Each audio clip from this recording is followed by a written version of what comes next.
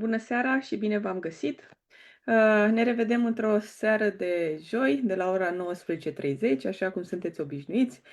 Știm că pentru evenimentele live, gratuite, organizate de noi, Asociația EduMi, tot timpul ne vedem joi seara. Eu sunt Irina, sunt președintele Asociației EduMi și am în seara aceasta alături de mine pe Magda, colega mea, vicepreședinte Asociației, și pe Monica Dumitrescu, invitata din această seară, cu care vom discuta despre adolescenți și despre încrederea lor în sine. Doar că nu o să vorbim despre încrederea de sine ca abilitate, o să vorbim ca abilitate, nu ca trăsătură, și o să vorbim despre cum poate fi construită prin pași mici, realizabili, direct la clasă, că asta ne interesează. Cred că fiecare dintre noi care lucrăm cu adolescenți știm cât de greu este să-i facem pe elevii noștri să aibă încredere în sine și să interacționeze cât mai eficient între ei. Pornim de la experiența reală a adolescenților, vom explora ce înseamnă de fapt încrederea de sine la vârsta de 14-17 ani, de ce presiunea și comparația o consumă rapid, ce este curaj 5%, probabil ați văzut în titlul acestui webinar, și de ce funcționează, și noi suntem curioși să aflăm mai multe, și cum pot profesorii aplica aceste instrumente simplu, fără a scădea standardele. Cum vă spuneam, invitata noastră este Monica Dumitrescu. Ea este specialist în dezvoltarea profesională a adulților, cu aproape 20 de ani de experiență în spate. A lucrat în diverse contexte, a condus echipe interne de learning și development, a condus echipe de business, lucrează ca trainer și consultant pentru companii și organizații, colaborează cu multe ONG-uri, cu misiuni educaționale și sociale, și abia așteptăm să ne spună ea mai multe despre ce face și cum o să ne încânte în seara aceasta. Noi vă sfătuim să fiți cât mai activi și să interacționați cât mai mult în secțiunea de comentarii. O să vedeți că această întâlnire o să fie foarte dinamică. Totul se va desfășura într-o prezentare Mentimeter, așa că voi să puteți să fiți în permanență în legătură cu Monica și chiar vă sfătuim să puneți cât mai multe întrebări și să răspundeți cât mai activ la întrebările Monicăi. O să fim împreună timp de o oră, cam așa preconizăm, sperăm să fim punctuali, să ne încadrăm în timp. Și la final va apărea și formularul de feedback în secțiunea de comentarii, pe care vă rugăm să-l completați, pentru că e foarte important pentru noi părerea voastră. De asemenea, pe baza acestui formular completat, o să puteți să obțineți și diploma de participare. Cam astea sunt detaliile organizatorice de la început. Eu o să las acum pe Monica să se prezinte și să ne spună mai multe lucruri despre ea. Bună, Bună Monica! seara! Bună seara și mulțumesc frumos de ocazia asta de discuție pentru o temă care mi-e foarte aproape și mi-e aproape din două perspective. Pe de o parte, noi lucrăm în Lead Up Central foarte mult cu adulți, dar am deschis ușa în ultima vreme și către adolescenți, pentru că am observat câteva aspecte la adulții cu care noi lucrăm. Vorbim de profesioniști, oameni care obțin rezultate, care au presiunea obiectivelor. Și din când în când, în spatele tuturor eforturilor pe care le fac, vedem o lipsă de încredere. Și am început să ne punem întrebarea asta: de unde vine această lipsă de încredere? Că totuși sunt oameni care au ani de experiență, ani de rezultate, de dovezi, care să arate că sunt foarte buni în ceea ce fac, și cu toate astea, în interiorul lor, apare critica, apare ezitarea în niște momente, simt că nu au tot ce le trebuie ca să poată să fie foarte bun la ceea ce fac. Și, de fapt, într-un singur cuvânt, este o lipsă de încredere în spate. Și vedem oameni care cară această lipsă de încredere cu ei ani la rând, zeci de ani unii dintre ei, și ne-am pus întrebarea cum putem să facem niște intervenții mai devreme. Și ne-am uitat la copii și la adolescenți. Și din experiențele noastre am ajuns la concluzia că intervalul de vârstă 13-14 ani până pe la 17 este un interval foarte bun, pentru că acolo, psihologic vorbind, apar toate comparațiile, nevoia de identitate, nevoia de a mă simți bun la ceea ce fac, de validare. Și este o bucată în care am observat asta inclusiv la fiica mea, și asta este cea de-a doua parte, care este și ea în preadolescență spre adolescență. Și am ocazia să văd așa pe viu cum se întâmplă lucrurile și să văd cu ce experiență vine de la școală, care sunt interacțiunile pe care le are cu prietenii, ce se întâmplă cu expunerea asta la tehnologie și la social media, oricând încercăm, oricum sunt expuși. Și de aici, din astea două bucăți de lume, am ajuns la întrebarea cum putem să lucrăm cu adolescenți. Și una dintre concluzii a fost că nu merge nimic complex. Cu cât încercăm să punem mai multă complexitate cu adolescenții, cu atât respingerea este mai puternică. Și atunci avem nevoie cumva să ne gândim care sunt niște metode care sunt așa, punct ochit, punct lovit, sunt ușor de folosit, inclusiv de profesori în clasă, ca să ajungem să avem niște adolescenți cu mai multă încredere de sine. Și asta să fie, cum zicea Irina, mi-a plăcut foarte mult la început, să fie o competență, adică să fie un mușchi pe care noi îl putem antrena. Și dacă le dăm darul ăsta încă din adolescență, avem șansele să vedem apoi niște adulți care sunt întregi și fac foarte multe lucruri pe o stare de bine. De aici pornim. Pe de altă parte, pe lângă lucrurile pe care le-am povestit, vine și al doilea aspect care este legat de profesori, respectiv presiunea pe care sunt convinsă că o au asupra lor. Asta pentru că am avut ocazia să lucrez direct și am tot avut discuții cu tot felul de profesioniști din educație, inclusiv cu Irina și cu Magda, discutăm despre presiunea asupra profesorilor. Și îmi dau seama că sunt cumva prinși între ciocan și nicovală, între materie, obiective, rezultate, nevoia de a face lucrurile foarte bine și profesionist și în același timp o parte care este psihologia copiilor ăstora și impactul pe care îl are fiecare acțiune pe care o fac în clasă cu ei. Și atunci, ăsta este scopul. Obiectivul sesiunii noastre de astăzi și discuției de astăzi este să ajungem, pe de-o parte, să facem un exercițiu de empatie, adică să ne aducem aminte cum a fost și pentru noi când eram în intervalul ăsta de vârstă, iar pe de altă parte să ne uităm la niște lucruri cu care putem să testăm rapid ce se întâmplă apoi cu încrederea adolescenților, astfel încât să fie ușor de lucrat. Adică, pe lângă toată presiunea și greutățile pe care le au profesorii, să fie un instrument care să fie și ușor acceptat de adolescenți și ușor de folosit inclusiv în clasă.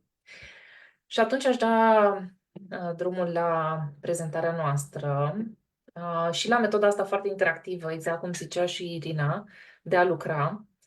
Vom folosi Mentimeter pentru că vă invit să fie un dialog. Am pus denumirea acestei discuții într-un mod care, când a văzut fiica mea titlul și a dat ochii peste cap, a zis, vai, adulții care sunt atât de cringe când pun denumiri din astea, dar de fapt scopul este să ne apropiem un pic de limba lor și atunci în real life, IRL, cum zice fiica mea, da, este o modalitate de a ne uita și noi mai aproape de limbajul lor, iar acest plus 5% este de fapt chiar instrumentul pe care vă invit să-l explorăm împreună astăzi. Cum facem? Vă propun întâi să ne conectăm la Mentimeter. Sunt două variante. Fie dacă sunteți la calculator de pe menti.com, avem codul acesta de acces. Irina o să ne ajute cu el în comentarii. Fie de pe telefon, dacă vă este mai simplu, puteți scana codul QR și în felul ăsta să puteți da curs invitației noastre de a discuta pe temele pe care le avem astă seară. Din perspectiva ta, Magda, cum vezi intervalul ăsta de vârstă și cu încrederea? E o întrebare foarte bună. Mi-am notat ce ai spus tu, noi am mai discutat despre asta. Nu merge nimic complex. Și mă gândesc să discutăm un pic de ce nu merge nimic complex. Pentru că, nu știu, poate că dacă nu lucrez cu adolescenți, îmi pot imagina că nu duc ei, că e o inabilitate a lor de a aduce complexitate. Și cred că e interesant să vorbim un pic de ce studii spuneai tu că ai parcurs și la ce concluzie ai ajuns. O să încep să devoalez din conținutul discuției ce pregătisem un pic mai departe, dar de fapt ce spune literatura de specialitate pentru adolescenți este așa. În momentul în care eu deja sunt cu stima de sine și cu încrederea de sine jos, este o stare care se simte ca și cum n-aș avea resurse. Și atunci orice mi se cere care este complex, simt că este mult prea departe. Și în momentul în care este prea departe, creează o stare de mai bine nu mă apuc. Pe această stare, complexitatea pare că mă copleșește eu și așa sunt jos. Și așa nu simt că am prea multă energie și prea multă capacitate de a face lucrurile. Dacă îmi pui ceva foarte complex pe masă, e mai ușor să zic nici nu vreau să mă uit. Și asta pentru că arată studiile că în momentul în care noi simțim stare de stimă joasă, de lipsă de încredere de sine, ele sunt procesate la nivelul creierului nostru în aceeași zonă în care este procesată durerea fizică. Deci faptul că eu îi cer unui adolescent să facă lucruri complexe când el este jos, este la fel ca și cum m-aș da cu ciocanul peste degetul de la picior. Biologic este același lucru și atunci de asta avem nevoie să înțelegem că de fapt acest refuz al complexității nu este o răzvrătire, nu este o lipsa lor, o incapacitate a lor, ci este mai degrabă de a înțelege în ce stare sunt ca să știm cum lucrăm să ieșim de acolo. Este prea mare hău, e prea mare starea de neputință. Foarte bine spus.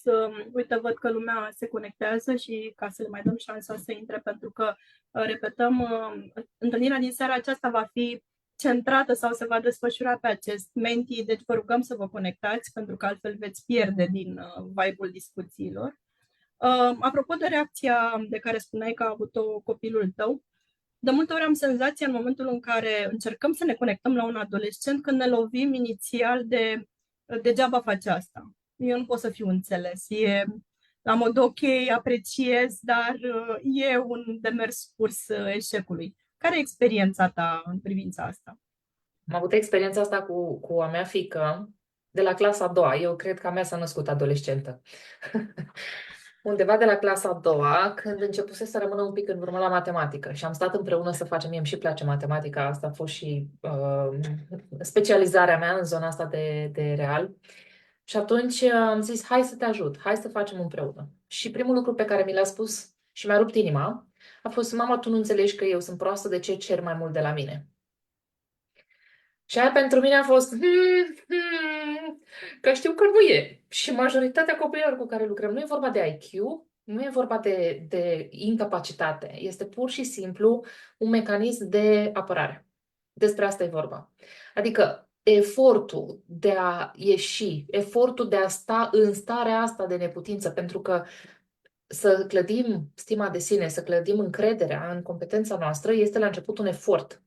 Și efortul ăsta vine cu foarte mult disconfort. O să povestim astăzi despre ecuația asta între încredere și disconfort. Și atunci este mult mai ușor să zic asta de la început, ca să nu trebuiască să trec prin efortul respectiv, ca să nu trebuiască să mă simt atât de rău pe cât mă simt în momentele în care eu simt că nu sunt unde trebuie. Și ca nu cumva să creăm niște așteptări pe care noi, ca adolescenți, le credem nerealiste. Exact, exact. E prea mare distanța, revin la același lucru, e prea mare distanța și atunci ce vreau să fac este să descurajez, să nu trebuiască să trec prin asta. Se mai întâmplă un efect pe lângă asta de durere, este efectul, dar dacă nu o să-mi iasă. Adică tu văd că ai încredere în mine, văd că aș putea să primesc sprijin de la tine, dar pentru că eu nu am încredere în mine, mi-este teamă că o să mă strădui, o să-mi fac speranțe, o să văd luminița de la capătul tunelului și apoi o să am un eșec din nou. Și aia o să doară mai rău decât dacă n-aș fi încercat. E un fel de am picat de sus față Exact. de acum nici nu încerc. Exact, exact. Și atunci eu cred că de acolo vine, asta mi-a fost experiența directă și asta arată și studiile de specialitate pe zona asta de percepție de sine și de percepția durerii. Că este o durere în momentul în care eu mă văd mai slab decât colegul meu, în momentul în care mă simt comparat, în momentul în care simt că oricât de mult mă strădui, nu reușesc să ajung acolo unde sunt cerințele.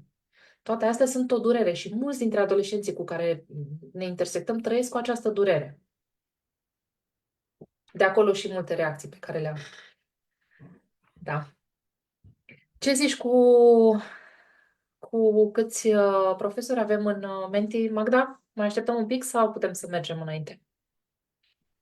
Eu aș zice să mergem și sperăm să ni se alăture și pe parcurs. Văd că totuși avem ceva oameni. Irina poate are o imagine mai clară. Nu știu ce vezi tu, Monica. În mentiul tău s-ar putea să vezi mai bine câți utilizatori sunt. Mentimeter îmi zice că avem 42 de persoane în momentul de față. Super. Mai așteptăm și pe ceilalți, chiar dacă noi vom trece mai departe, ca să nu rămânem aici, să purtăm toată discuția așa. Pentru că să știți că Monica e o persoană resursă cu care putem să vorbim 10 ore și nu o să vă plictisiți și o să fie de folos. Eu am experimentat o zi de lucru cu ea, așa ne-am întâlnit și uite ce am ajuns să facem împreună, tocmai pentru că m-a impresionat câte știe și cât de ușor se poate mula pe situații specifice. Mulțumesc frumos, Magda. Oricum, de fiecare dată când avem interacțiune din Menti, va apărea și codul QR. Deci dacă cumva avem profesori care intră mai târziu și și vor să se conecteze, oricând pe parcursul discuției ocazia să se conecteze. Bun. Hai să mergem atunci la prima întrebare și o să vă invit să răspundem din experiența directă. Dacă ar fi să vă uitați la lucruri observabile, ce vedem, ce auzim, care ar fi comportamentele care denotă lipsă de încredere? Bun, văd că încep să apară deja răspunsuri. Pentru că vă invit, de fapt, să fie un dialog. Avem nevoie să ne dăm seama cam cum arată lipsa de încredere. Se poate manifesta în feluri diferite, dar cred că e util să o vedem așa din experiență directă. Bun. Am să încep să mă uit un pic în răspunsuri pe măsură ce ele se adună. Și văd așa, retras, introverți, capul în pământ, nu se oferă să răspundă, da? Nu răspunde întrebați, care într-adevăr sunt niște comportamente mai degrabă pasive. Închidere în sine. Este foarte interesant comentariul acesta cu delăsare.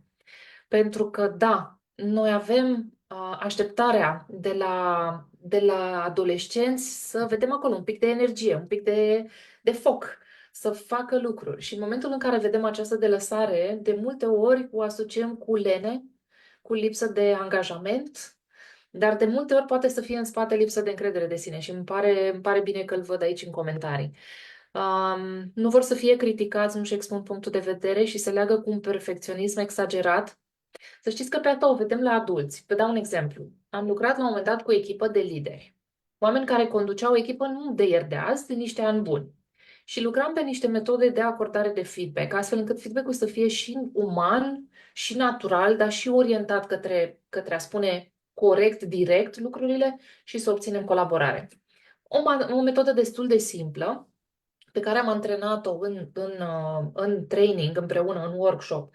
Au experimentat-o, au practicat-o și între sesiunile noastre era nevoie să aplice acest feedback în echipele lor. Ne-am întâlnit cu oamenii ăștia, oameni foarte capabili, domeniul de IT.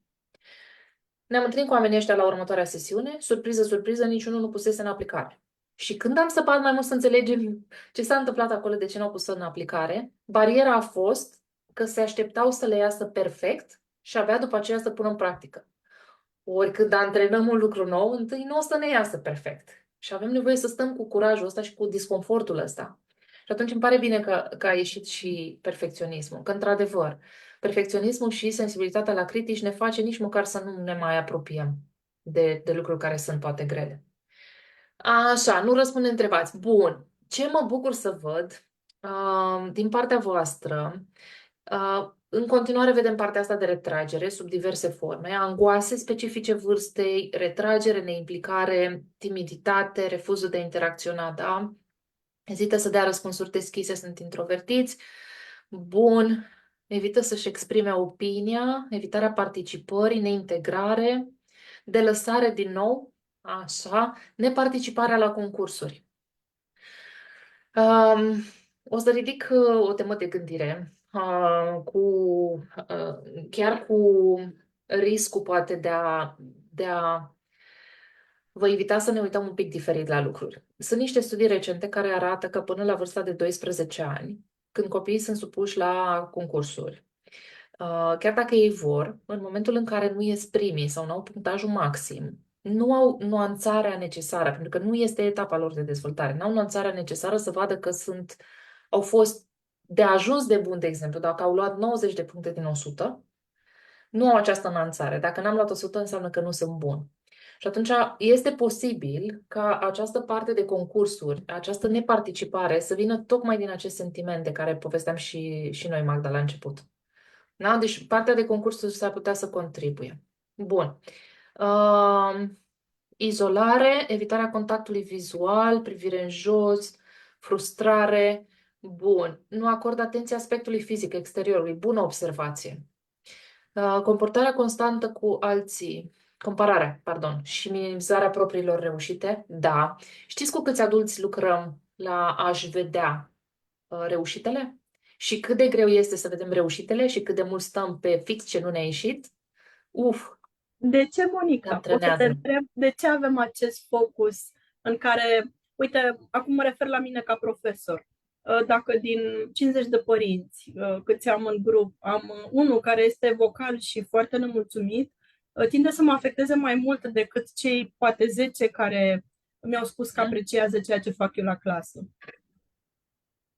Bun.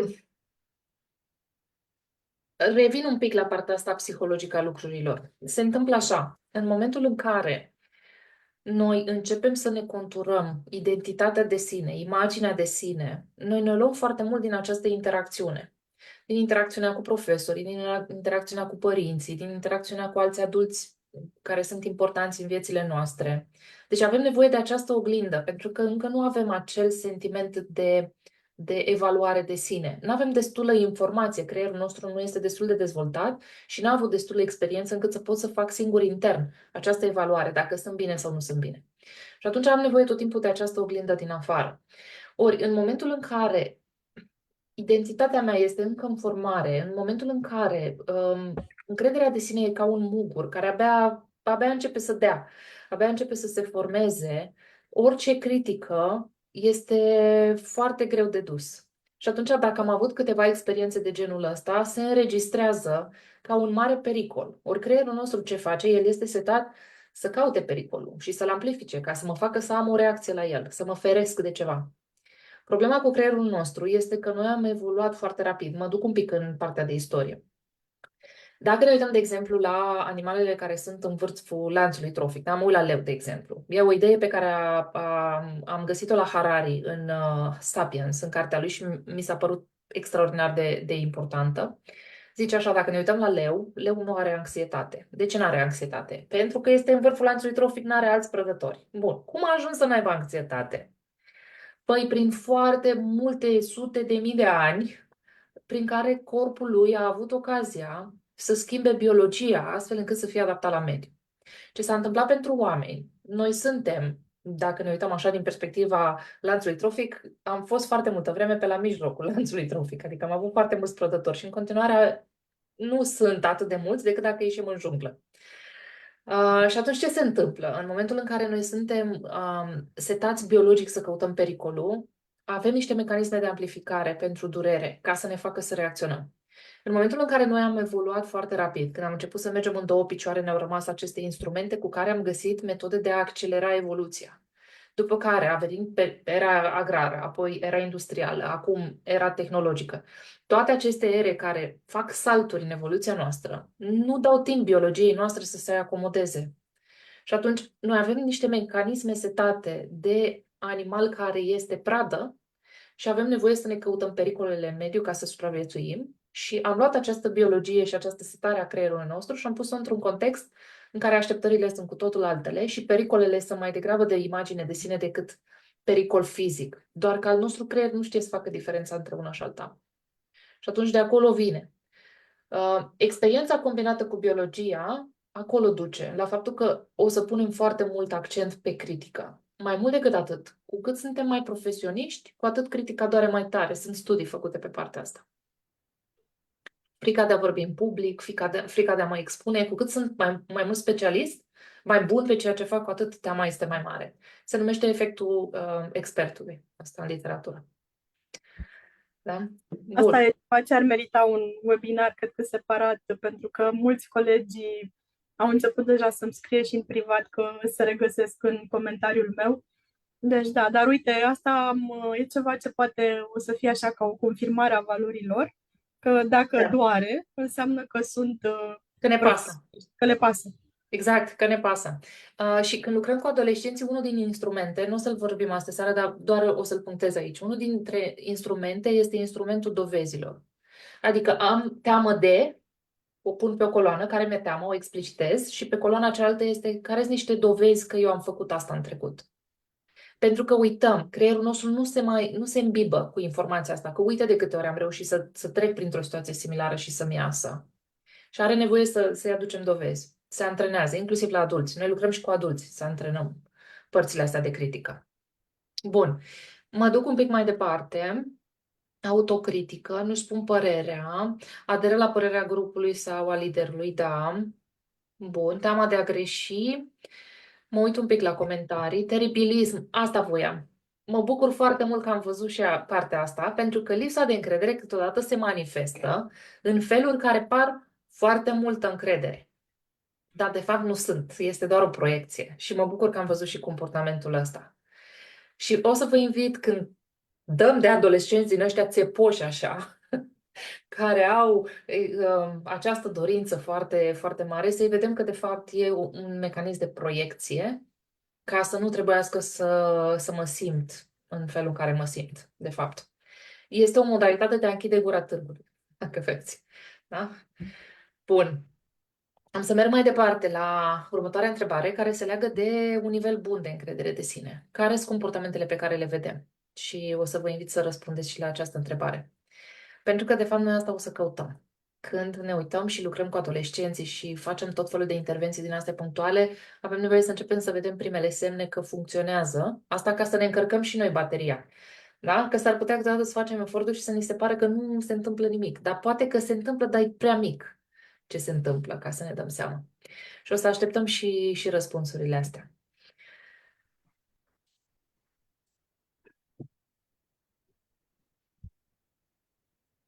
Cred că unele vor fi în oglindă. Mă aștept așa să fie, unele în oglindă. Au curaj să zică, au curaj să încerce, așa. Dar sunt curioasă și ce văd profesorii în clasă, în aceste comportamente. Deci avem o nouă întrebare. Ce comportamente arată un nivel bun de încredere la adolescenții sau preadolescenții? Că, așa cum spuneai tu, uneori vedem adolescența manifestată mult mai devreme, Da. la școală sau acasă. E diferit acasă. E diferit acasă, cred că avem mai multe pălării și asta a fost și dificultatea mea, pentru că au fost momente în care, de exemplu, am încercat să-mi pun pălăria de profesor și mi-am dat seama că pe asta mi afectează relația de părinte cu fiica mea și că uneori nu o să primească de la noi ca părinți, primesc poate mai ușor de la altcineva. Și dacă ar fi să ne uităm și la experiențele noastre, Magda, în trecut, cred că am avut cu toții unul, doi profesori care ne-au plăcut, care ne-au influențat, care ne-au dat niște aripi, niște momente. Nu e nevoie de mult. E nevoie de o persoană care să se uite un pic altfel la noi și care să Care ne... să te vadă. Exact. Și nu funcționează dacă sunt părinții. Funcționează Așa e. dacă e altcineva. Ca să-l citesc pe băiatul meu, care acum e student la psihologie, a lucrat la un moment dat cu un profesionist și îl întrebam, bineînțeles că avea acel privilegiu de confidențialitate, și îl întrebam despre ce vorbește și el spunea, păi, despre lucruri obișnuite și îmi spune ce îmi spui și tu, doar că ea nu e mamă. Deci asta e foarte important și așa Exact. este. Era Exact. foarte important că nu e mamă. Exact, exact. Bun, Așa că avem noi ca profesori o pârghie pe care părinții nu o au. Și asta e important să ne aducem aminte. exact. Și o putere și o complementaritate. Știu că uneori poate să pară pentru profesori că e o lipsă de putere, că sunt mult mai puternici părinții în ecuația asta de relație cu elevii din clasă și mai ales adolescenți. Dar studiile arată că undeva după vârsta de 13 ani, că asta povesteam și noi, Magda, copiii au nevoie să se rupă de părinți și pentru asta este o perioadă în care e o setare cumva în dezvoltarea noastră, au nevoie să ne vadă, o să o zic direct, mai prostuți. Da? Imperfecți, ca să ne exprimăm Trebuie să ne elegant. exprimăm frumos, da. Acum eu am vorbit Sau în limbaj defecți. mai de adolescent, așa, care își găsește curajul să zică lucrurile. Dar, de fapt, este o modalitate în care ei au nevoie să ne vadă pe noi că nu mai suntem chiar așa soarele și luna pentru ei. Au nevoie să ne vadă imperfecțiunile, au nevoie să vadă că putem să greșim, au nevoie să nu fie de acord cu noi. Da? Face parte din găsirea identității proprii. Și atunci e foarte important rolul profesorului în astfel de etape. Mă uit un pic pe răspunsuri.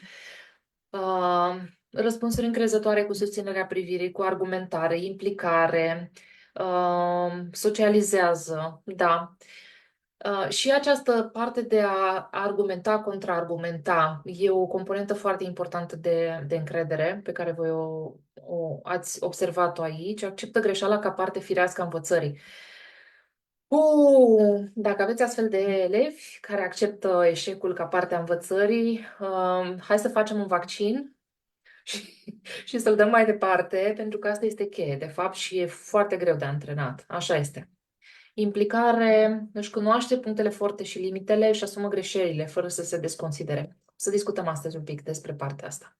Am să trec mai departe, vă mulțumesc de răspunsuri. Vă invit să ne uităm la niște scenarii.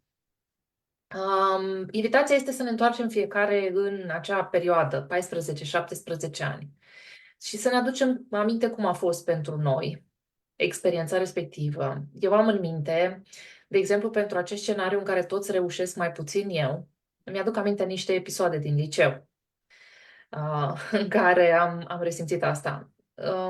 Poate să fie sub această formă în care avem profesori care explică, ceilalți parcă înțeleg și parcă doar eu sunt cea care n-a înțeles. Aveam, de exemplu, un profesor la informatică în clasa 9, era unul dintre primii 10 programatori din România la momentul respectiv. Doar că eu nu înțelegeam nimic.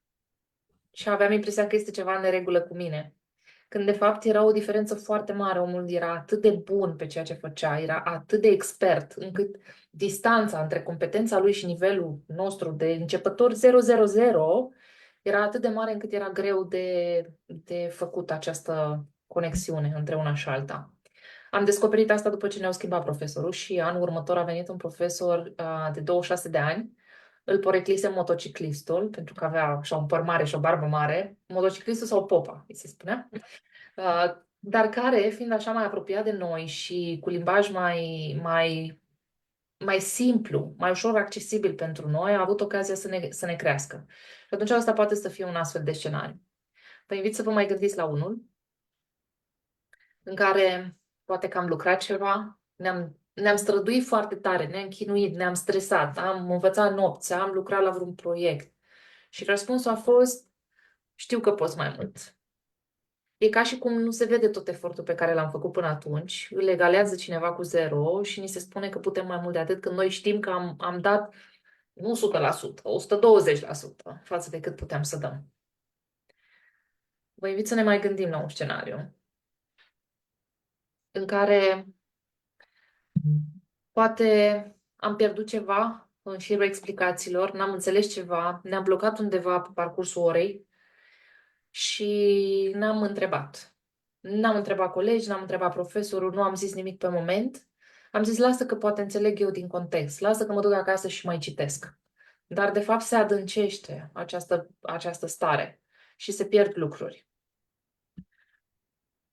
Și încă un scenariu la care vă invit să ne gândim este acela de comparație tăcută, cum ați identificat și voi, în care poate văd cum au făcut colegii mei lucrurile sau poate au fost comparate notele noastre. Mai de mult erau și alte metode, da? Când eram noi, poate elevi, erau și astfel de situații în care vedeam mai clar notele între noi. Se strigau notele, se striga catalogul, aveam ocazia să vedem. Știu că în ultima perioadă s-a mai diminuat asta, dar în același timp eu s-ar putea să o simt, chiar dacă poate nu zice cineva explicit în clasă, eu să-mi dau seama că ai mei colegi au făcut mai bine. Văd mai puțin roșu pe caietul lor decât văd la mine în caiet, de exemplu, da? Sau pe testul meu. Și atunci e această comparație care e tăcută, nu o face cineva, o fac eu. Îmi dau seama, pot să citesc. Bun. Astea sunt câteva exemple. Și acum invitația este pentru fiecare dintre noi să ne gândim care au fost niște situații în care am început să ne ducem așa în jos pe panta asta de încredere de sine. Eu am dat niște scenarii care sunt începutul, da? Pantei ăstea în jos. Și dacă aveți și alte exemple sau alte experiențe pe care le-ați trăit, o să vă invit să vă gândiți la ele cu mintea de atunci. Și nu doar cu mintea, ci și cu sufletul de atunci. Și să ne aducem aminte cum s-a simțit. Că uneori noi ne aducem aminte cu mintea, dar cu sufletul mai greu. Și cu lucrurile astea în minte, vine următoarea întrebare la care vă invit să răspundem. Tot așa, același menti, vedeți aici și, din nou, modalitatea de acces. Puteți scana codul sau puteți intra direct pe menti.com cu codul de aici, numeric, și să puteți să răspundeți la întrebare. Poate să fie de pe calculator sau de pe telefon. Întrebarea este, în intervalul ăsta de vârstă, 14-17 ani, care erau lucrurile pe care le evitam? Îmi place răspunsul oamenii. Ai un răspuns foarte bun, pentru că intervine complexitate. În momentul în care sunt mai mulți oameni la un loc, intervine un imprevizibil, intervine o complexitate pe care eu trebuie să o gestionez atunci pe loc. Nu-mi vine ideea cum să răspund, ce să zic. Îmi zicea fiica mea, care este destul de socială și ea zice că are nevoie de interacțiune socială, cu toate astea îmi spunea, știi, am anxietate socială în niște contexte. Când mă duc să cunosc oameni noi, când sunt într-o școală nouă, când mă duc la o activitate nouă, am anxietate socială și mi s-a părut foarte interesant că pentru un copil care este extrovert ca fire și ca natură și îi place și își dorește și are nevoie de interacțiune, cu toate astea să simtă anxietate și ele sunt valabile în același timp, chiar și pentru cei extroverți. Așa, vorbit în fața clasei, da. Da, da. Să mă asculte profesorii, să plec de la ore. Interesant. Așa, unii evitam matematica, fizica și chimia. Da. Apropo de asta, am evitat-o și eu până pe la clasa 7-a. Fizica și chimia am avut noroc de niște profesori care să fie ok, dar la matematică mi-era greu. Și mi-am dat seama când am început să lucrez cu unchiul meu, care s-a oferit să mă ajute, și chiar eram la aproape de 14 ani când a început să mă ajute, și mi-am dat seama că, de fapt, eu aveam foarte multe găuri de informație, foarte multe lacune. Și pentru că pierdusem șirul, ajunsesem să nu-mi placă materia și să consider că eu nu sunt bună, dar, de fapt, îmi lipseau niște cărămizi din zidul ăsta. Bun, mustrarea, da, să ies în evidență. Vedeți că să ies în evidență ești cu plus și cu minus. Da? Bun, să nu dau un răspuns greșit, interacționa cu cadrele didactice, să-mi exprim punctul de vedere, să fiu ascultată. Bullying, am experimentat și atunci mă feresc, mi-e frică, da. Să ies la tablă, la disciplinele reale, am văzut acolo matematică, fizică, chimie, am fost stres pentru mulți, să nu supăr.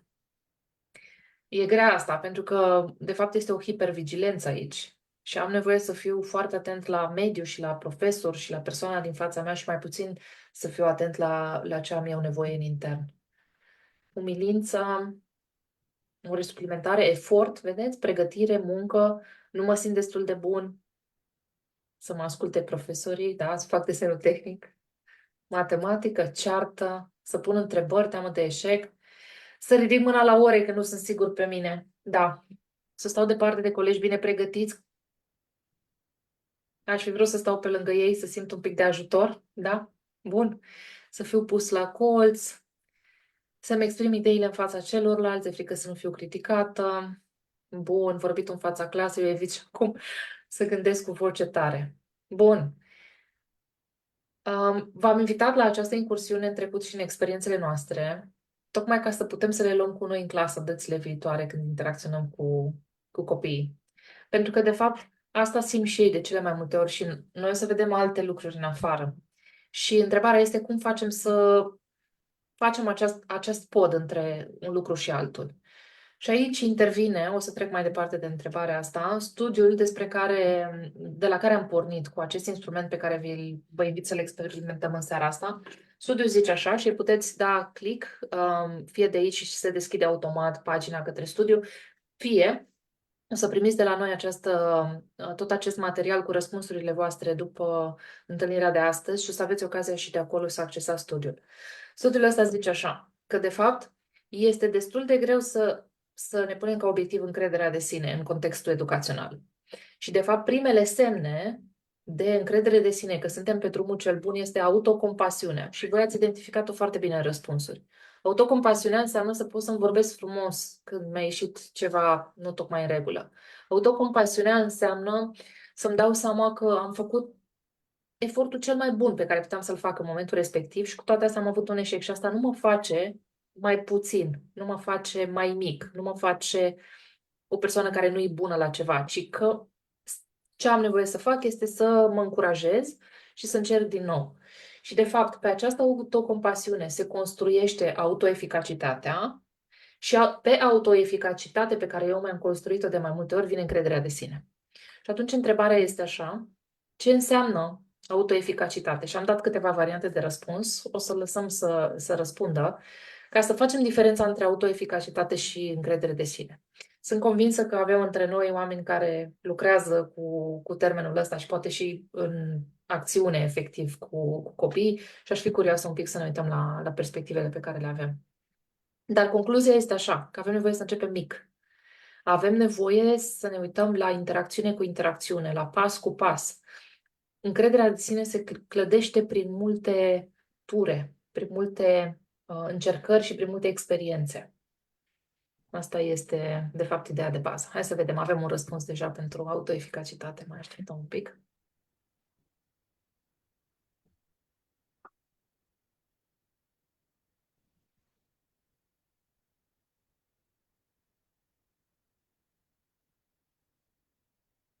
Ce îmi place că avem răspunsuri din mai multe zone, pentru că așa este și realitatea, nu? Nu avem un singur răspuns corect, ci sunt mai multe lucruri care contribuie. Poate eventual pentru cei care ne urmăresc pe telefon să citim și variantele. Da, putem să le citim, deși apare pe telefon, în momentul în care intrăm în Menti apare pe telefon, dar le citim. Nivelul general de încredere pe care o persoană îl are în sine, indiferent de situație, este o variantă. Convingerea că poți duce la capăt o sarcină concretă într-un context anume este a doua. A treia este sentimentul că ești valoros și că meriți să ai succes în viață. A treia variantă este siguranța că vei obține rezultate bune dacă depui suficient efort. Și a cincea este abilitatea reală de a face un lucru corect și fără greșeli. Așa, și văd că avem răspunsuri variate. Am să încep să desfac un pic ce zice și literatura de specialitate pe zona de autoeficacitate. Ea este descrisă, așa cum arată și majoritatea noastră, ea este descrisă ca fiind convingerea că poți duce la capăt o sarcină concretă într-un context anume. Da? Așa este descrisă. Acum, dacă ne uităm la restul de răspunsuri de aici, nivelul general de încredere de sine este într-adevăr o bază și mă va ajuta de fiecare dată când am o sarcină nouă, cu o temă nouă, un proiect nou care este provocator. Dar dacă mă uit la autoeficacitate, autoeficacitatea este mai mică decât încrederea de sine și atunci este într-un context restrâns. Ce face asta din perspectivă psihologică? Ne ajută foarte mult să mergem în ideea în care, în loc să încercăm să rezolvăm problema asta mare care este încrederea de sine, să ne concentrăm pe situația pe care o avem în față acum. Și asta îi ajută și pe adolescenți, ne poate ajuta și pe noi ca adulți care lucrează cu adolescenți. Să ne concentrăm pe situația de acum, să ne concentrăm pe un lucru mic pe care îl pot face copiii ăștia mai departe. Da? La fel și sentimentul că ești valoros și că meriți să ai succes în viață e o parte de stimă de sine care cu siguranță ajută. Întrebarea este ce faci când nu ai stima de sine. Și aici intervine autoeficacitatea. Da? Vă mulțumesc tare mult pentru răspunsuri. Toate sunt valide. Dar cu ce vă invit să rămânem de fapt ca idee este așa. Avem nevoie să ne vorbim frumos ca să avem curaj să încercăm lucruri mici care să ne iasă, pe care să putem să construim următorul lucru mic care să ne iasă și apoi următorul lucru mic care să ne iasă, care să ducă la partea de încredere. Asta e de fapt toată șmecheria. Bun. Dacă ne uităm un pic la zona de încredere, v-aș invita să ne uităm la ea ca la o ecuație, pentru că încrederea este o combinație de acțiune cu toleranță la disconfort. Dacă sunt deschis să fac niște pași, să încerc ceva, dar toleranța mea este mică la disconfort, o să încep să fac ceva și o să mă descurajez și o să zic nu mai vreau. Iar încep, zic nu mai vreau. La fel, eu pot să fiu cu o toleranță mare la disconfort, dar să nu fac primul pas, să nu fac acțiunea și atunci nu o să ajung să-mi clădesc încrederea de sine. Încrederea de sine este de fapt această ecuație de combinație între acțiune și cu toleranță la disconfort. Și aici intervine de fapt finețea noastră ca adulți care lucrează cu adolescenții. Să ne dăm seama care este un nivel bun de toleranță la disconfort. Pentru că de cele mai multe ori, dacă eu am avut mai multe eșecuri, cum au fost și răspunsurile profesorilor din seara aceasta, da? Dacă am fost scos în fața clasei și am avut de fiecare dată o experiență negativă, să fiu în fața clasei și să-mi citesc eseul, de exemplu, pe care l-am avut de făcut, s-ar putea ca toleranța mea la disconfort să fie foarte mică pentru situația asta. Dar poate pot să ies să dau un răspuns simplu și atunci toleranța mea să fie optimă pentru antrenamentul pe care l-am de făcut. Dar noi, de fapt, ce avem nevoie să facem? Să ne dăm seama unde sunt adolescenții noștri astăzi, care este nivelul lor de toleranță și să le cerem un pic peste. Am făcut acțiune, a fost un pic peste, le-a ieșit, se încarcă bateria pe zona de autoeficacitate, asta ne dă posibilitatea să creștem iarăși un pic toleranța la disconfort. Și de fapt noi avem nevoie că așa funcționează psihicul nostru, avem nevoie să facem un efort, să vedem că ne iese, să stăm un pic în stare de platou. Asta înseamnă să menținem același nivel de dificultate o perioadă de timp până vedem că s-a așezat. Când s-a așezat, ridicăm din nou toleranța la disconfort. De fapt, ăsta este modul în care putem să lucrăm în felul ăsta.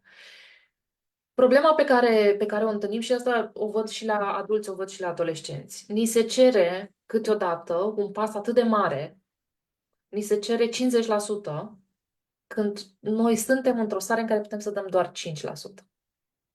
Și de aici vine numele acestei metode, care se numește curaj plus 5%. În loc să cerem adolescenților un pas mare, hai să cerem un pas mic. Da? Deci cu toate explicațiile și cu toată logica și cu toate studiile, de fapt ăsta este mesajul, asta e concluzia. Hai să vedem împreună care este un pas mic realizabil pe care îl pot face, care să fie repetabil, care să fie suficient de provocator, apropo de nivelul de toleranță, astfel încât să le dăm ocazia să le iasă. Să le iasă o dată, să le iasă de 2 ori, să le iasă de 3 ori. Construim autoeficacitate. Dacă noi construim autoeficacitate în mai multe situații, în mai multe contexte, încrederea de sine decurge de acolo. Nu e nevoie să lucrăm la încrederea de sine dacă lucrăm la autoeficacitate. Unde apare teama? Și asta o zic și din experiența de părinte. Sunt părinți care zic, păi cum cereți așa puțin? Păi trebuie să fie... Păi da, dar ca să ajungem acolo avem nevoie să facem pas cu pas și dacă ratăm pașii ăștia nu facem decât să ducem în jos încrederea și autoeficacitatea. Și atunci asta poate să fie una dintre discuțiile pe care poate să o avem cu părinți legat de acest proces și de faptul că avem nevoie să luăm din aproape în aproape. Și de asta e important să începem să vedem acele comportamente care arată încredere din partea adolescenților. Că au curajul să răspundă, că au avut curajul să argumenteze ceva. Și ăsta să fie indicator la care să se uite poate și profesorii și părinții că suntem pe drumul cel bun, pentru că ne interesează mai mult progresul decât rezultatul final. Bun, și atunci vă invit să ne uităm cum aplicăm acest plus 5% în contextele noastre. Vă dau un exemplu pe primul scenariu și apoi o să vă invit să găsim împreună soluții folosind această metodă de plus 5%. Pentru primul scenariu, în care toți reușesc mai puțin eu, vă povesteam și cu profesorul meu de informatică, ce poate să însemne 5% pentru adolescenți? Poate să fie așa. Să, pe măsură ce și-a notițele, să facă o steluță sau să încercuiască care e punctul în care n-a înțeles. Ăsta este un pas mic pe care îl poate face și poate să discute după aceea, să zică, uite, de aici am pierdut firul. Se poate întoarce. Deci acest încercuit cu pixul poate să fie acel 5%. Să pună un semn de întrebare. Să spună la finalul orei, aici m-am blocat. Să întrebe doar, primul pas este, adică și de aici ce ar trebui să fac? Care ar fi un lucru pe care aș putea să-l pun în practică ca să pot să ajung acolo? Iar pentru noi, adulți, poate să fie această întrebare. În loc de ai înțeles, la care copiii răspund da, da? Și întrebările de cum a fost azi la școală, bine. Da? Sunt întrebări la care, de fapt, ei ne răspund cu evitare. Hai să punem o întrebare mai concretă. Hai să sondăm împreună cu ei, cu înțelegere, cu compasiune, care să-i ajută să-și construiască și ei compasiunea de sine. Arată unde s-a rupt firul, de unde n-ai înțeles. Și să știți că e foarte interesant, pentru că noi aplicăm aceeași metodă inclusiv cu adulții. Avem câteodată niște teme complexe, cum sunt teme de gândire strategică, teme de finanțe, care sunt complexe și uneori este dificil, dar mai ales dacă lucrăm cu profesioniști care n-au avut pregătire economică, dar au de gestionat bugete și au nevoie să înțeleagă niște documente financiare dintr-o companie. Nivelul de disconfort este foarte mare acolo cu ei și atunci îi luăm încet și suntem atenți în momentul în care s-au decuplat și întrebăm, ok, unde s-a rupt firul? Unde nu a făcut click informația? Și avem nevoie să ne întoarcem acolo și să stăm astfel încât să putem să ducem pasul mai departe. Lucrăm, de exemplu, pe structuri de profit and loss, de profit și pierdere. E unul dintre instrumentele financiare cu care lucrăm în companii. și îi ajutăm să înțeleagă cum funcționează sistemul ăsta de profit and loss. Și la început zic, oh, cât de greu este! O luăm din aproape în aproape, cu exemple simple, după care exemple un pic mai complexe, după care exemple din ce în ce mai complicate. Și pe măsură ce înaintăm, își dau seama că, da, crește nivelul de provocare, dar sunt și capabili să susțină nivelul ăla de provocare. Și în momentul în care au înțeles, s-a făcut lumină, e un moment din ăla de, aha, da? Pe care noi îl căutăm. Și atunci suntem atenți, inclusiv în astfel de situații, inclusiv cu adulții, fix la momentul ăla de unde s-a rupt firul. Hai să mai vedem și al doilea scenariu. Și aici este invitație la răspuns din partea tuturor. Scenariul al doilea era cu știu că poți mai mult. Adolescentul a muncit, dar a primit un feedback vag sau în continuare îi se cere mai mult, chiar dacă a fost mult efort pus acolo. Și atunci întrebarea pentru noi este așa: cum putem să aplicăm acest 5%? Cum ar arăta? Cum ar arăta pentru adolescent un 5% într-un astfel de caz? Cum ar arăta pentru noi un 5%? Noi, adulți, profesori. Și o să lăsăm un pic răspunsurile să curgă. Cât răspund colegii noștri, Monica, cred că e important să repetăm ceea ce ai spus, că acest 5% are nevoie de un timp. Adică nu am înțeles și atunci îi arătăm imediat adolescentului alt 5% și alt 5% pentru că s-ar putea să nu fie eficient. Deși ai dreptate, cred că pentru părinții și copiii români s-ar putea să fie neobișnuit, apropo de ce spuneai, că părinții vor maximum, cumva se raportează la, nu știu, un rezultat de olimpiadă și nu neapărat la nivelul copilului lor. Mă gândeam acum că sunt sisteme educaționale, nu românești, în care corectarea se face cumva nu prin a arăta toate greșelile, ci dacă, de exemplu, testul e de 6, îi arăți copilului cum să ajungă la 7. Exact. La următorul test, dacă el e la 7, îi arăți cum să ajungă la 8. Și știu, copilul meu a trecut printr-un astfel de sistem în perioada liceului și pentru el clasa 9 a fost ceva extraordinar de confuz. Pentru că el voia să știe tot, adică voia să-și vadă toate greșelile și nu înțelegea această dosare de efort. Avea senzația că e luat cumva de prost, că îi se spune că nu poate, Da. până când a înțeles care este avantajul acestei abordări, să zicem așa, pas cu pas. Și mă gândeam la asta în timp ce tu vorbeai. Nu m-am gândit niciodată că de aici vine, dar are sens în ideea asta de 5%, să duci un copil de la un bine la puțin mai bine și să te asiguri că e confortabil acolo și apoi să construiești mai departe. Nu neapărat, cum e sistemul nostru, să arăți absolut tot ceea ce a greșit, în așa fel încât el să fie copleșit de cât de mult mai are de învățat. Da, am văzut asta și la fiica mea, că a avut niște puncte în care poate i-a fost mai dificil, a pierdut firul, a rămas în urmă și simțea că face foarte multe eforturi și simțea așa ca pe mare, da? Vine valul, mă bagă pe sub apă, reușesc să ies la suprafață, scot un pic capul, după care vine valul următor de cerințe. Și atunci am văzut-o pe asta in real life, cum zic adolescenții. Am văzut-o pe viu. În același timp, cred că mai merită punctat ceva aici. Părinții își vor copiii bine. Motivul pentru care vor să facă foarte repede niște salturi, să acopere minusurile și așa mai departe, vine dintr-o teamă că nu-și fac treaba de părinți față de copiii lor. Și am simțit asta pe propria piele cu fiica mea când a rămas în urmă. Că mi-am pus întrebarea, dar n-am făcut eu ca părinte tot ce trebuia pentru ea? Când intrăm în panicile astea, vrem să acoperim cât mai repede gaura. Dar întrebarea este, le face bine sau nu le face bine abordarea asta? Da? Și la fel, și noi ca profesori, poate că ne uităm la, cum să zic, la calitatea muncii noastre prin rezultatele pe care copiii le au. Evident. Și E punem un presiunea proces asta pe paralel noi. cu ce spui tu. Exact, exact. În același timp, dacă ne uităm, viața este imperfectă. Notele sunt imperfecte. Și în viața reală, când vor ieși din școală, vor da peste situații care vor fi imperfecte. Și ceea ce pentru mine este o calitate destul de bună, s-ar putea pentru tine, Magda, să nu fie destul de bun. Adică nu mai avem aceleași criterii foarte clare de evaluare pe care le avem în clasă.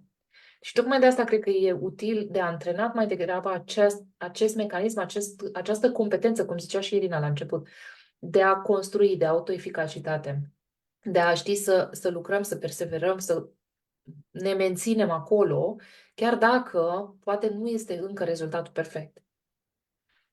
Da? Dar avem nevoie de progres mai degrabă decât de rezultat. Bun.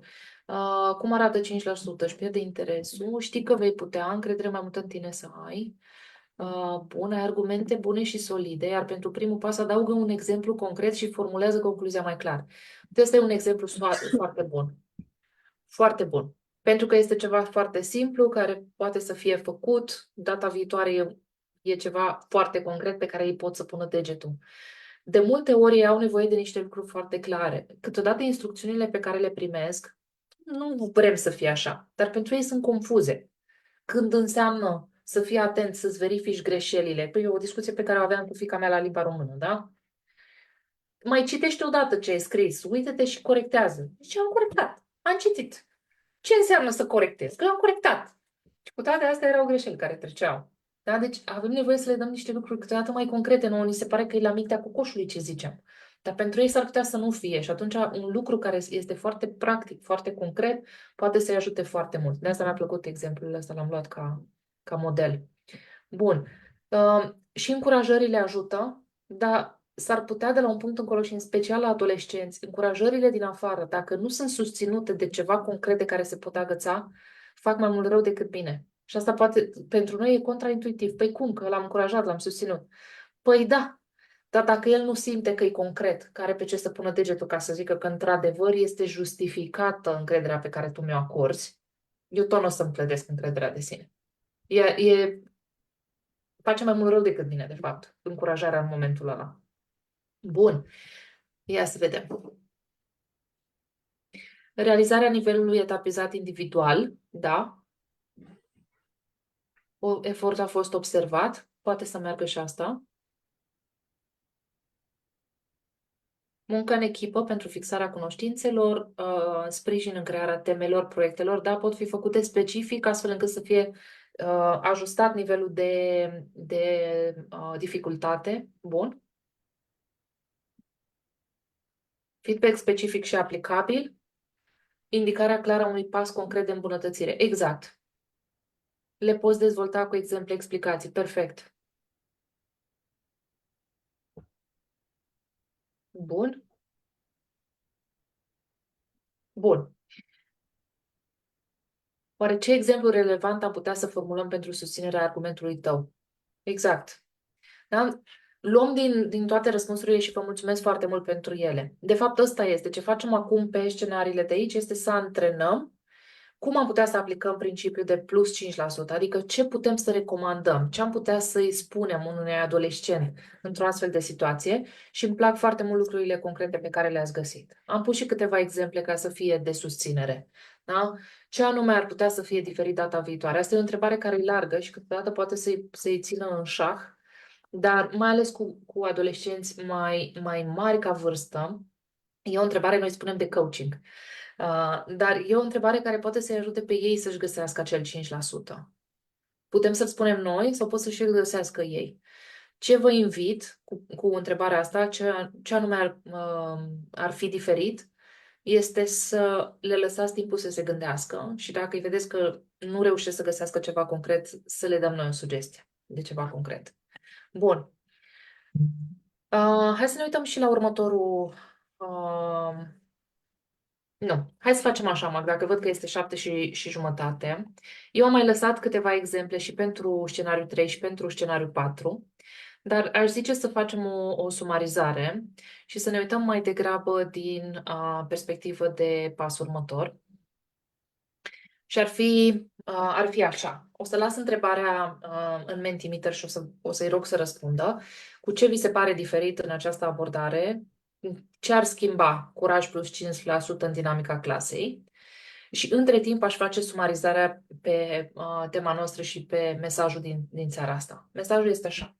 Când ne uităm la încredere, avem nevoie să vedem comportamentele concrete, să ne dăm seama că nu este nici lene, nici lipsă de interes în spate, este o durere pe care adolescenții o resimt și este durerea venită din percepția asta de nu sunt destul de bun. Ca să lucrăm cu ei, avem nevoie să ne uităm la ecuația încrederii, care zice așa, avem nevoie de acțiune, plus toleranță la disconfort. Și ca să putem să construim o ecuație bună, avem nevoie să ne uităm la autoeficacitate, respectiv care sunt acele puncte în care ei pot să își clădească încrederea prin lucruri concrete.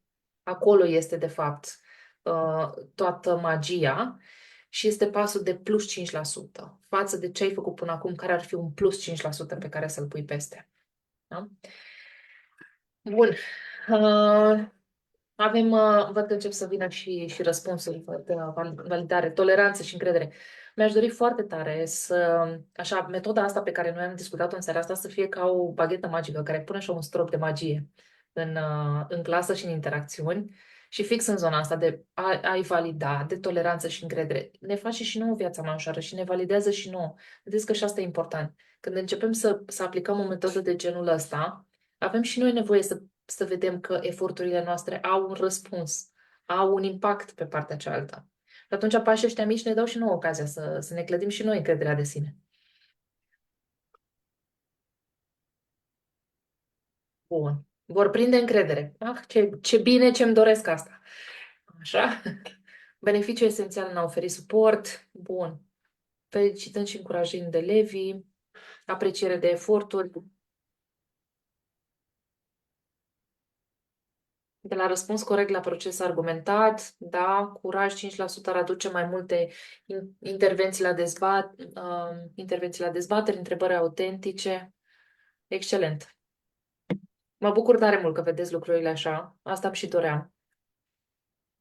Încredere, viziune, acțiune. Excelent. Excelent. Bun.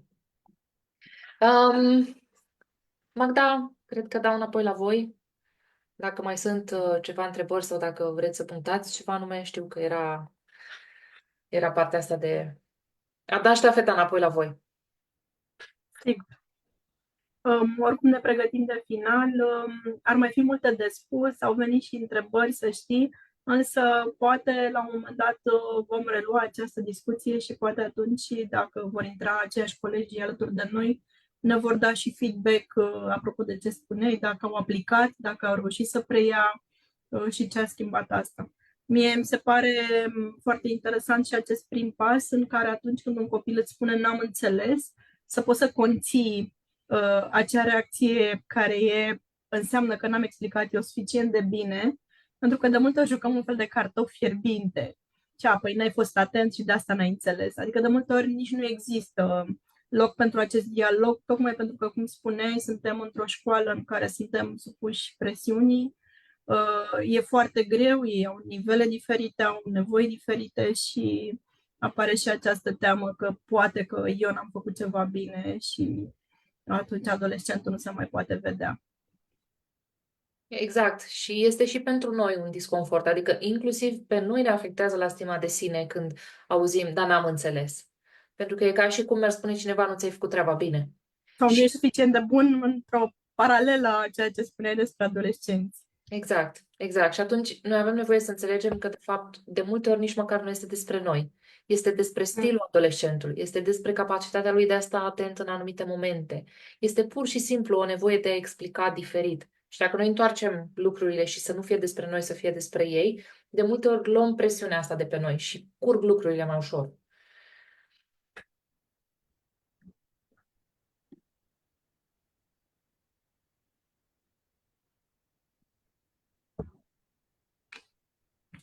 Bun, am revenit în întâlnirea inițială. Mulțumesc mult, Monica. Să știi că unii dintre urmăritori au răspuns și în secțiunea de comentarii, dar în mare parte erau fix răspunsurile ce au apărut și în prezentare. O să poți să le urmărești după încheierea acestei sesiuni live. După cum spunea, pentru că văd că unii spun că nu au apucat să vadă răspunsurile tale la scenariul 3 sau 4, legat de cum ar putea să aplice acea metodă de 5%. O să trimitem prezentarea, o să o postăm și Exact. aici secțiunea de comentarii și de asemenea o să revenim noi cu follow-up al întâlnirii și o să primiți pe adresele de e-mail această prezentare. Tot ce trebuie să faceți este să fiți abonați la newsletterul nostru în momentul în care vă creați un cont. De asemenea și pentru a putea accesa formularul de feedback ce a apărut deja în secțiunea de comentarii. La fel, este același mecanism în care trebuie să aveți un cont activ pe platforma noastră edumi.ro. Uite, Mariana ne spune că a fost dezbătută o temă foarte interesantă și ideile prezentate sunt foarte utile. Asta cred și eu, că a fost o dezbatere utilă, pentru că fiecare dintre noi lucrăm cu adolescenți, avem adolescenți în jurul nostru și știm că este poate cea mai dificilă vârstă în care noi, adultul din noi, poate să interacționeze cu ei. Ne lovim zilnic de acest lucru. Și cred că acest sprijin este binevenit. Și noi te așteptăm, Monica, alături de noi și în alte întâlniri, pentru că știm că ai să ne împărtășești foarte, foarte multe lucruri interesante. Cu mare drag. Pentru mine este o ocazie să pun umărul la munca asta foarte dificilă pe care voi ca profesor o faceți și dacă pot să ajut acolo cu plus 5%, îmi doresc să pot să fac. Da. Mulțumim pentru o sesiune foarte interactivă. Ne bucurăm că a decurs bine și că au fost foarte multe răspunsuri. Informațiile au fost utile. Eu spun acum din ce vine feedback în timp real din comentarii. Felicitări, sunteți minunați! Mulțumim mult! Și vă mulțumim că ați fost alături de noi până la final. Am depășit cam cu 7 minute timpul, dar promitem că o să încercăm să fim mult mai eficienți pe viitor. Cum spuneam, avem formularul de feedback în comentarii și vă rog să îl completați pentru că este foarte important pentru noi să vedem feedback-ul din partea voastră. Uite, au fost informații foarte folositoare atât ca părinte cât și ca profesor. Deci, se pare că am reușit să atingem cele două puncte ce ne interesau. Mă bucur și Punctul de eu mult. final, Monica, pentru că mai avem un minut, dacă doresc să lași un gând de final urmăritorilor noștri. Gândul de final ar fi așa cum și adolescenții au nevoie de autocompasiune. V-aș invita să ne aducem aminte că și noi adulții avem nevoie de autocompasiune și că avem și noi nevoie să investim în starea noastră de bine, în primul rând. Și atunci acest principiu de plus 5% poate să fie aplicat inclusiv pentru noi adulți, pentru că au nevoie de noi. Adolescenții au nevoie de noi și elevii au nevoie de noi și noi avem nevoie să fim într-o stare bună. Mulțumim mult! Vă mulțumim că ați fost alături de noi. Întâlnirea din această seară a ajuns la final, însă și joia viitoare o să avem o nouă întâlnire, o să vorbim puțin despre educație media și gândire critică și abia așteptăm să vă revedem. Vă mulțumim și să aveți o seară plăcută în continuare. La revedere! Frumos. La revedere! Seară bună!